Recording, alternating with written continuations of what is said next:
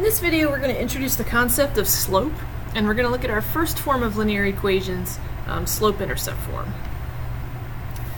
Before we talk about slope, we want to talk about this idea of a rate of change. The rate of change is the relationship between two quantities that are changing together.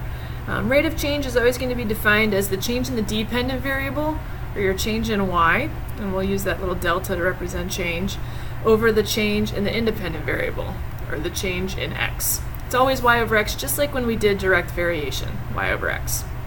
So here we have a table showing the distance a band marches over time. We want to know, is the rate of change constant? Anytime we're talking about linear functions, our rate of change is constant. That means we're changing by the same ratio of change in y to change in x. And then we want to know, what does that rate of change represent? So we're going to look for our change in y over our change in x.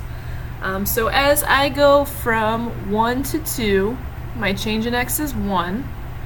And as I go from 260 to 520, my change in x is going to be 260. So my change in y is 260 over 1, or 260.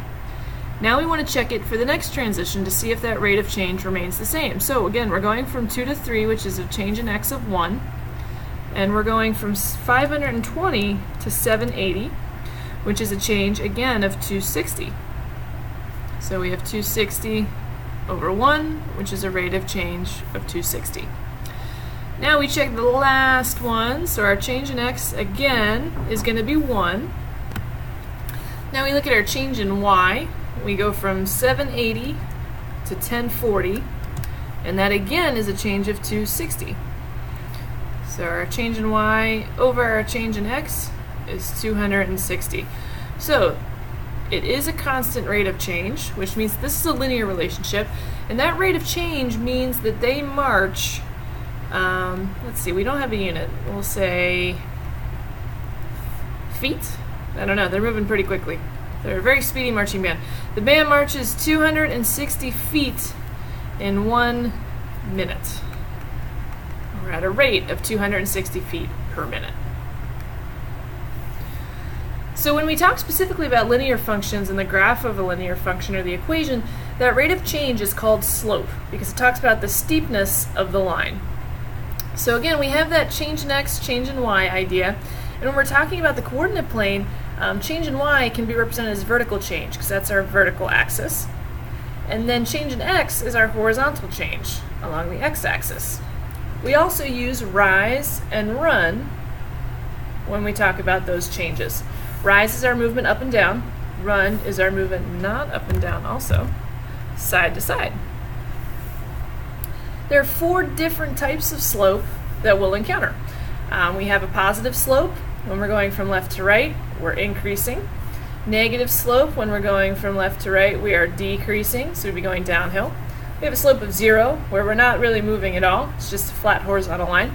And then an undefined slope, when we have our vertical line. So, if we want to find the slope from a graph, the first thing we need to do is identify 2 points. The cool thing here is it does not matter which 2 points you pick. As long as you pick points that are easily distinguishable on your graph, so they go where the grid lines intersect, you can find your slope. So we start with our rise. Here to get from one point to the next, we rise 1. And then we run over 6 units. So my slope is 1/6. We're always going to leave slope as a fraction.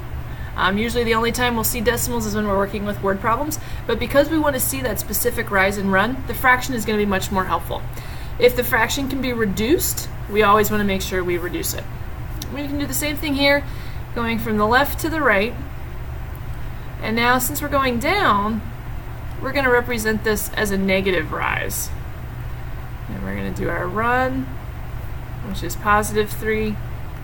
So we have negative 1. Now, say I went backwards. And we had a rise of 3. Now when we go to the left, this is going to be a negative run. So we would have 3 over negative 3, which still gets us negative 1. So truthfully, it doesn't matter which way you go.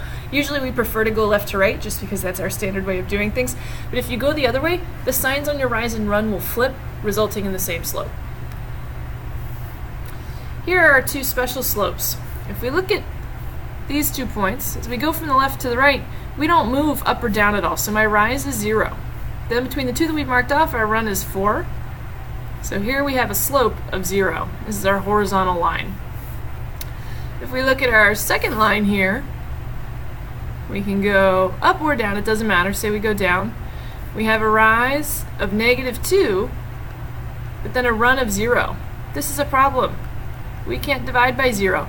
So our slope is undefined, and we actually have to make sure that we write or say undefined. We can't leave it as -2 over 0. We need to call it an undefined slope. We're not always going to have the graph. Sometimes we're going to have two coordinate pairs, and we want to find the slope of the line between those 2 points. This is where we're going to use our formula here to calculate the slope. It comes back to that change in y over the change in x, because when we take the difference of two values, we're truthfully still finding that change. It does not matter which point you designate as x1, y1, and which point is x2, y2, as long as you're consistent. So if we look at our first question, if this is going to be x1, this point has to be y1. And if this coordinate is x2, this one has to be y2. That order has to be consistent. So I just substitute everything into my formula. So we have -18 minus -3, and then 3 minus 2. So we have -15 over 1, which is just a slope of -15. Say we use the points in the opposite direction and we flipped it around. We would have -3 minus -18 all over 2 minus 3. So we get 15 over -1 and -15. So again, it doesn't matter which order we subtract in as long as we're consistent top to bottom. Pause the video, see if you can find the slope between 3,2 and 5,2. Here we end up with a slope of 0. We can tell this by looking at the two ordered pairs because they both have the same y coordinates. That means there's no vertical change, only horizontal change, which means that we have a slope of 0. And we're always going to simplify that out to just the integer 0. We're never going to leave it as the fraction 0 over 2 because that's technically not simplified. We can use our slope formula to answer questions like the next one. We have two coordinate pairs, but one of the coordinates is missing. And we know that the slope of the line through these points is 4. I can use my formula to set up an equation that I can then solve for the missing value. If my slope is 4, instead of writing m equals and then my formula, now we're going to say 4 equals.